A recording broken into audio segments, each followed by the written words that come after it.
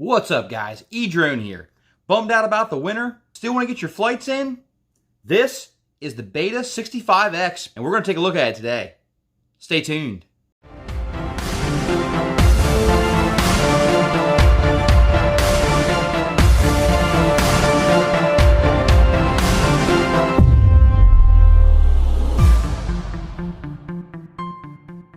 Guys, winter's probably my worst season of the year, especially when it comes to drone flying. Now, I was in the market to get a 65mm brushless, tiny whoop-style drone, and I wasn't quite sure what exactly I wanted to get. So my good buddy, MD95TSI, make sure you check him out on YouTube. I talked to him because he flies a lot of these little micros and brushless and brush whoops. And I told him, I said, look, I'm working in a small space. I have a small apartment. I want to be able to fly indoors, maybe a little bit of outdoors. And I'm looking for something that I can fly in the wintertime. He highly recommended this BetaFPV 65X, which has brushless motors. And I got to tell you, I'm very impressed with this particular quadcopter. It is a ton of fun to fly. And I love the fact that even at this small size, 65mm, it still utilizes brushless motors, which means it has plenty of power on tap. So we're gonna go ahead and take a look at this whoop here, and I wanna show you a couple of the things that I changed to make it fly even better for me personally. Taking a look at the packaging, we have the BetaFPV X Series 2S Whoop drone. This is utilizing brushless motors on a 65mm frame. The box is pretty simple and basic. We have the quadcopter size, the name, the 0802 brushless motors, and then the information about BetaFPV. Let's go ahead and get this ripped open. Very nicely packaged. Has a nice little plastic wrap on there. This is the plug-and-play version. First thing we're greeted with is some extra propellers. We have what looks like a spare canopy. We have the 65mm quadcopter. So this is everything that you get in the packaging. You get the BetaFPV 65X Whoop, you get the extra canopy, and you get some extra set of propellers. And we have a little card here that has the user manual. You see it has a nice shiny blue paint, which really stands out. Here in the back we have the VTX antenna, which I'm probably going to be putting a hole, drilling a little hole in the canopy to make this stick upright. I feel like you would get better signal that way versus it sticking out the back like this. This model does not have the receiver installed, so we're going to have to go ahead and install the receiver. And there is a spot right here in the frame where we can go ahead and slide our XM Plus receiver right here in the bottom, and that's going to hold it into place. And we're going to have to probably do some soldering. We're going to have to solder to the board to get the receiver hooked up. Here's a little brushless motors. These are the 0802 17,500 kV. What really attracted me about this drone is the fact that it's a 65mm, but it's utilizing brushless motors. This is a 2S quadcopter, but very good looking quadcopter. You see the camera does have a fixed angle, so you're not able to actually adjust the angle. However, there is a little slight modification we can do to tilt this camera a little bit further down to get a little bit less aggressive flight. We're going to take this canopy off. In order to remove the canopy, it's quite simple. There's two small Phillips head screws here. We have the canopy removed. You can see that they use this little rubber mount here to hold the camera angle. Now, if we take this camera and tuck these sides in, we can actually tilt the camera forward a little bit. You've got two more screws that need to come out, one here in the front and then one here in the rear, and then we can actually lift up the whole board. The motors are all plug and play. They plug into the board, so really quite simple to take this guy apart and work on it and replace components if needed. We're going to be soldering our XM Plus receiver using these pads here, and we're going to solder the 3 wires of the receiver. I've got my 3 pads pre-tinned, ready to go ahead and solder up the receiver wires. So I undid these 2 motor wires here from the board. I lifted the board up and got the receiver tucked underneath. Now what we'll do is we'll bind to the receiver. We'll go ahead and solder these wires up before we put the board back That way it'll be easier to go ahead and get it bound, and then we'll go ahead and put the board back on top. We have our S-bus, our 5-volt, and our ground soldered to our pads on the flight controller.